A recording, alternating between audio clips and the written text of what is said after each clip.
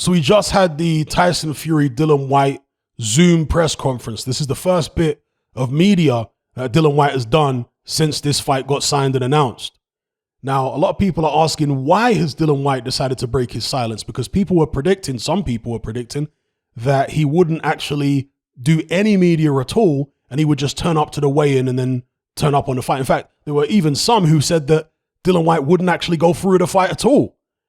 I certainly wasn't one of those people. I always felt as though this fight would happen, and I didn't see Dillian Whyte only turning up to the weigh-in. That seems a bit far-fetched to me, and the reason I say that is because Dillian Whyte's lawyer, Jeff Benz, in that heated debate with Frank Warren on TalkSport, admitted that in the contract, Dillian Whyte is obligated to make a reasonable effort to promote the fight. I don't see how turning up to just the weigh-in and doing no other media could be argued as being a reasonable effort. I think they wouldn't have a leg to stand on legally if that's what Dillian Whyte did. So I expected Dillian Whyte at a minimum to show up on fight week and do all the press conferences on fight week, as well as obviously turn up at the weigh-in. But he's actually done it a week early, or nearly a week early. Well, no, a bit less than a week early, actually. But, a few days early, basically. And people are wondering why. Is it because Frank Warren has put more legal pressure on him? Because at the end of the day, Dillian Whyte doesn't have as much leverage as Tyson Fury and Frank Warren do, right? I suspect that it was more of a negotiation.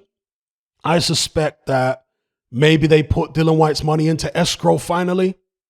And once they got that done, or, said that it would be done on Monday or something like that, Dillian Whyte has decided to cooperate. Because in this press conference, I don't know, I still got a hint as though Dillian Whyte, or got a hint that Dillian Whyte maybe hasn't quite got everything that he wanted to get. And obviously he's got an ongoing arbitration situation with the WBC, which Eddie Hearn spoke about actually in this interview here. But that is not anything to do with Frank Warren. That's beyond Frank Warren and Bob Arum's control, at least officially, right? Ostensibly. So the stuff that Bob Arum and Frank Warren are responsible for would be things like putting the money in escrow, getting Dillian Whyte a certain amount of tickets for his team. What else? There was one other thing that Dillian Whyte wanted. There was probably a few other things that Dillian Whyte wanted, but one of them was the escrow. The other one was the tickets. Oh yeah, and then there was the pay-per-view upside. And of course, Dillian Whyte spoke in the press conference about this not just being the Tyson Fury show, because that's what Frank Warren kept saying. From when this fight got signed, Frank Warren was saying this is the Tyson Fury show. Tyson Fury himself was saying this is the Tyson Fury show. John Fury was saying, everyone was saying it's the Tyson Fury show and it's not about Dillian Whyte.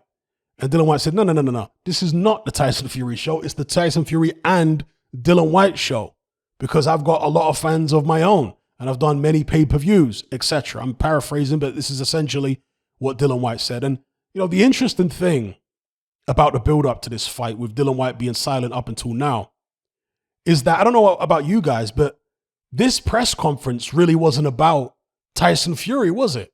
That's the interesting thing. This press conference was really more about Dillian Whyte, because we've already heard Tyson Fury answer all the questions. Tyson Fury has been very accessible and very vocal. It was Dillian Whyte that people really wanted to hear from. So he actually built anticipation for, in terms of the public and the media being able to hear what his side of the story. So in a weird kind of way, it's actually helped Dillian Whyte, because people want to know, where is he? His absence is, there's a saying, absence makes the heart grow fonder. Well, I'm not necessarily talking about the heart in this situation, but it's a similar kind of concept where, because Dillian Whyte who's normally a very vocal character, is keeping silent, people want to know what he has to say. They want to know what's going on. And of course, Dillian Whyte explained what's been going on, and it's exactly what I've been talking about and all you guys have been talking. I don't think it was any mystery really why Dillian Whyte has been keeping silent for as long as he has, because he wasn't getting the things that he wanted in the lead up to the fight, basically. There was the WBC contract, but it's a fairly bare bones contract compared to a normal fight contract, which is negotiated between two parties, two promoters or whatever, along with the fighters and the managers and the lawyers and all that. the WBC contract is like a skeleton contract, you know?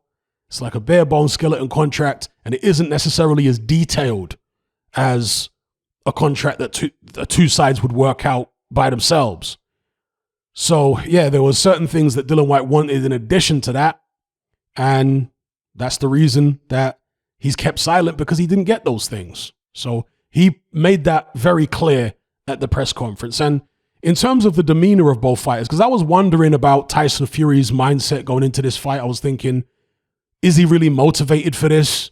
Does he have any fear of Dillian Whyte at all? Because to me, that's an issue if he doesn't.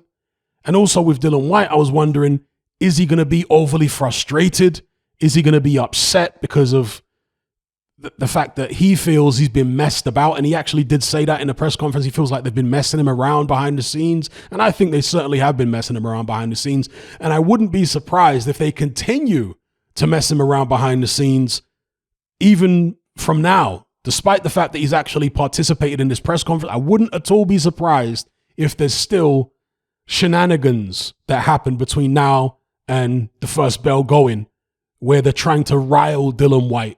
Maybe they've lulled him into a full sense of security, making him think that, okay, now that you're cooperating, you're going to get certain things that you want. I wouldn't be surprised if they do that and give him nothing. Do you know what I mean? Just to upset him even more. But anyway, based upon what I saw from both fighters in the Zoom press conference, they both look to be in a good place. Dillian Whyte, to me, came across as very relaxed. He came across as happy. He looks in good shape himself. Again, based upon what we can see, he looks in good shape. He looks trim, as does Tyson Fury. And this, hopefully, has the makings of a good competitive fight, now that both guys apparently are coming in light.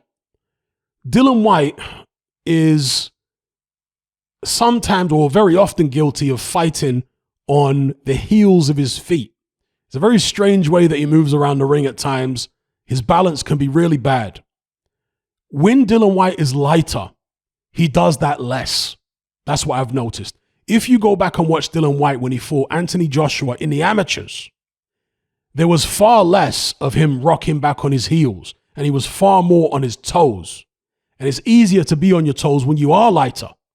Dillian Whyte is what, 6'3", and many of his fights he weighs 250, 255. Hard to be up on your toes when you weigh that much and you're that height. Yeah? But when you're, let's say, I'm not saying he's coming in at 230, but earlier on in his career, he was, I think the lightest he's been might have been the high 220s, low 230s. When you're coming in that kind of, and that's certainly what he would have weighed.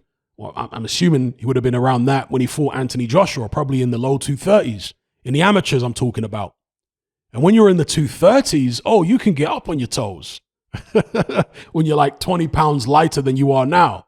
Yeah, you can get up on your toes a lot easier. And I think, and if you notice in that AJ amateur fight, he was up on his toes and he was shooting a jab while being up on his toes, and it was a solid jab. And I want to see both fighters be at their absolute best, because then we get the best quality entertainment.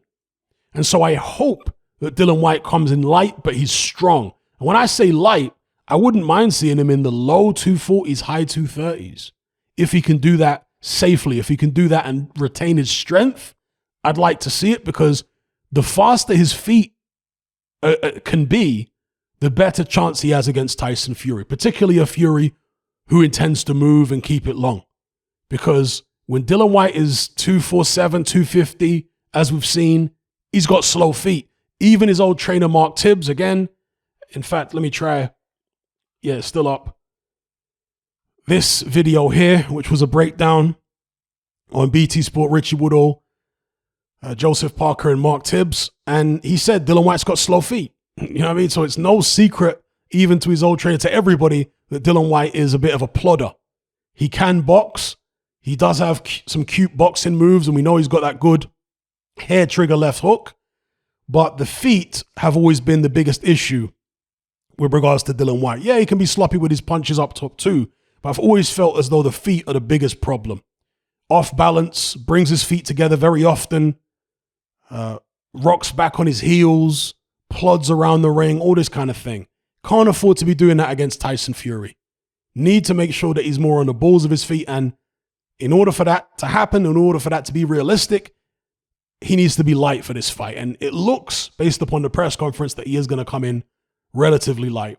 So, yeah, that's my take on the press conference. I thought both guys came across well. They both looked to be in a good place. There was no real trash talk, actually. Tyson Fury was very respectful of Dillian Whyte. He said he's taking him very seriously. Even John Fury, who is full of hype all the time, said that he's taking Dillian Whyte very seriously. He's made sure that Tyson isn't resting on his laurels, that he isn't underestimating Dillian Whyte, because this guy's hungry, this guy's tough, and this guy can punch, and he doesn't want any slip-ups. So, yeah, both guys seem to be in a good place as far as I can tell.